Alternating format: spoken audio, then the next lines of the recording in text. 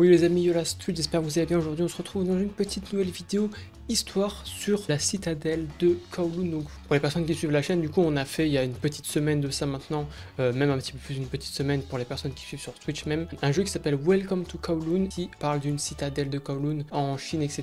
où on va voir qu'il y a une histoire très spéciale, très atypique. On parle d'une citadelle, donc d'un quartier qui atteignait les, accrochez-vous bien, 2 millions de personnes par kilomètre carré, donc ce qui est énormissime, et ce qui en a fait, alors ce qui en faisait à l'époque déjà le quartier le plus peuplé, le plus densément peuplé au monde, et peut-être encore à l'heure actuelle, je sais pas du tout, j'ai pas fait de recherche à ce niveau-là. On va parler d'une grande bâtisse qui laisse à peine entrer la lumière du jour. Donc voilà, accrochez-vous bien.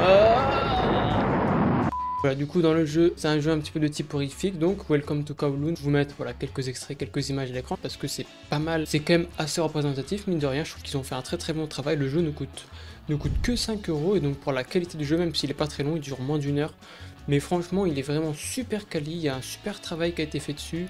Et voilà, comme je l'ai dit, moi les jeux d'horreur, je suis pas du tout, je suis pas trop pris dedans, etc. de manière générale, mais celui-ci pour le coup, il a vraiment très bien fonctionné, et en plus de ça, bah, il y avait une vraie histoire derrière, qui se cachait derrière tout ça, et qui m'a donné du coup envie de faire cette vidéo là actuellement, que vous êtes en train de regarder. On va voir que notamment, par exemple, il y avait un moment dans le jeu, on rentre dans une chambre un peu de type rouge, un peu comme les chambres pour développer les photos là. Il y a des espèces de pieds, de mains, de têtes accrochées à des chaînes, etc. Et donc là, on peut se dire, peut-être c'est pour montrer l'aspect un peu de criminel, etc. Un peu peut-être potentiellement trafic d'organes, etc.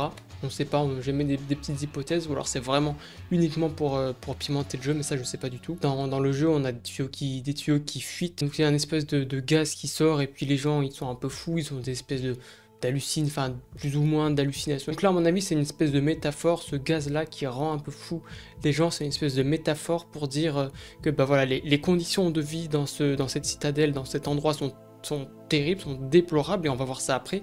Les gens là-dedans ils deviennent complètement fous, et on va voir que le gouvernement il a quand même un rôle très important là-dedans, et on va voir au cours du jeu qu'il y a des tags, notamment le gouvernement, alors je sais plus exactement ce que c'était, le gouvernement veut nous déloger d'ici, etc., des choses comme ça.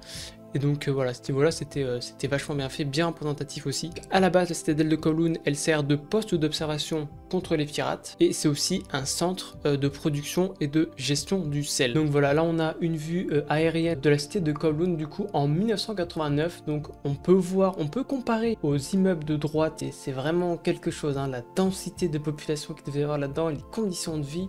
On voit vraiment le fait que c'est super compact. Donc là, voilà, on va pas trop s'éterniser sur tous les aspects. Du coup, après, il y a un traité qui a lieu avec le Royaume-Uni. Grosso modo, la citadelle obtient une utilité militaire suite à ce traité avec le Royaume-Uni. À ce moment-là, on est à une population de 700 habitants. Sauf que ensuite, tout se passe pas comme prévu. Le Royaume-Uni revient sur sa décision de son traité. Donc à partir de là, entre 1890 et 1940, la citadelle va devenir mais alors très densément peuplée, puisque après la Seconde Guerre mondiale, il y a de nombreux squatteurs qui vont entre guillemets envahir la citadelle. Donc là on revient à peu près 15 ans en avant, la cité donc de Kowloon, toujours donc en 1973, c'est toujours une vue aérienne, donc on voit que quand même là en 15 ans ça a bien évolué, la ville est quand même moins dense, etc. La citadelle, à partir de ce moment-là, elle devient un genre d'asile pour les escrocs et les toxicos. C'est un endroit où la criminalité est super élevée, et la police du coup n'a aucun droit dessus, et tout le monde refuse de prendre la responsabilité de cet endroit, de cette citadelle de Kowloon. Dans cette photo là, on voit que les bâtiments, on commence à construire des bâtiments hauts, donc là on est en 1975, soit 2 ans après l'autre photo aérienne qu'on a vue précédemment, et on voit que déjà comparé au reste, ça commence déjà à monter très haut de 1.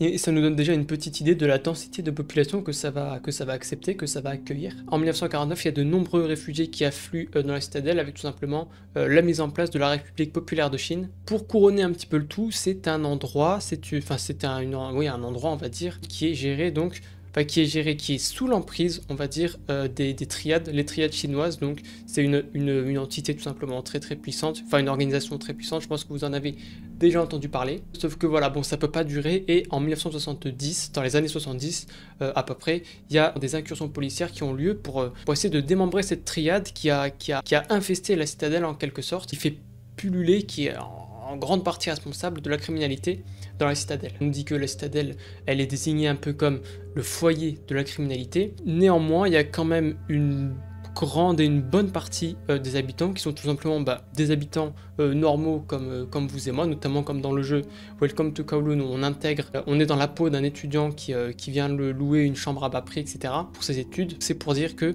une partie des habitants qui est de mèche avec la triade, etc. et qui fait monter la criminalité, etc. Et puis de l'autre côté, il y a une très bonne grosse partie des habitants qui sont là comme vous et moi, qui font leur vie, qui mènent leur vie normalement. On a une photo très parlante d'une ruelle de la citadelle qui comparativement au jeu, donc effectivement le jeu c'était fait pour aussi pour montrer que la lumière passait peu, etc. Voilà, pour comparer ces deux images, elles sont quand même, je trouve, très similaires, très ressemblantes. Pour montrer les conditions, il y a des câbles de partout, etc. Ça a l'air très insalubre. Donc au fur et à mesure, dans le temps, la puissance des triades s'amenuise. Et donc du coup, qu'est-ce qui se passe? On agrandit la citadelle. Évidemment, on agrandit la citadelle, pardon. Et il y a deux conditions à respecter pour pouvoir agrandir tout simplement cette citadelle. La première, c'est d'être simplement raccordé à l'électricité. Voilà, première condition.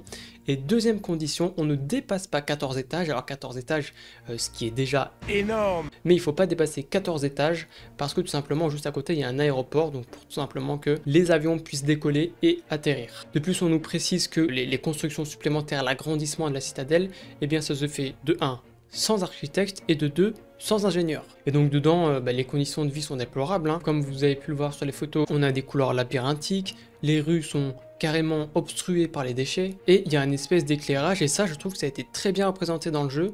Il y a un espèce d'éclairage fluorescent, phosphorescent, parce que la citadelle est tellement dense que la lumière du jour pénètre à peine dedans. On est au début des années 1980 et c'est un quartier un petit peu anarchique. Pourquoi? Parce que tout simplement, les maisons closes, les casinos, les salons de coq pullulent dans la citadelle. Au final, le gouvernement chinois et le gouvernement anglais concordent à dire qu'il faut que tout ça cesse parce que les conditions de vie, les conditions sanitaires sont vraiment déplorables et que tout simplement ce quartier comparé au reste d'Hong Kong, c'est vraiment en dessous du niveau de vie, que ce soit au niveau sanitaire, etc. Et donc il faut vraiment faire quelque chose. Et donc en 1984 va être prise la décision de détruire cette ville de Kowloon. Et donc voilà, comme on voit dans le jeu à la fin quand on quitte le jeu.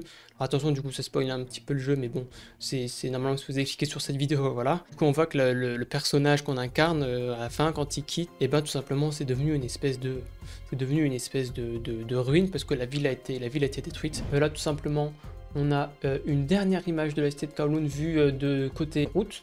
Tout simplement, donc on voit les étages qui s'empilent, on voit l'insalubrité de la chose. Du coup, les habitants sont censés être relogés en 1987. Donc là, du coup, on se retrouvait à 50 000 habitants sur 0,026 km².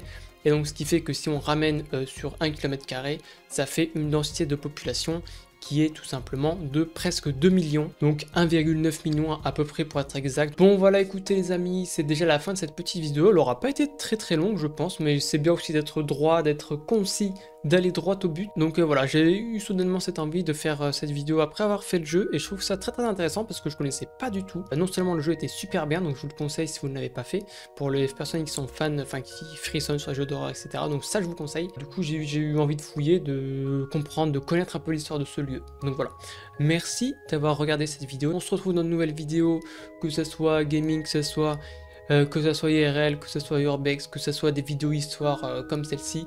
Voilà, merci d'avoir cliqué, d'avoir regardé. Je vous dis à très bientôt dans de prochaines aventures. Merci à tous, portez-vous bien, ciao.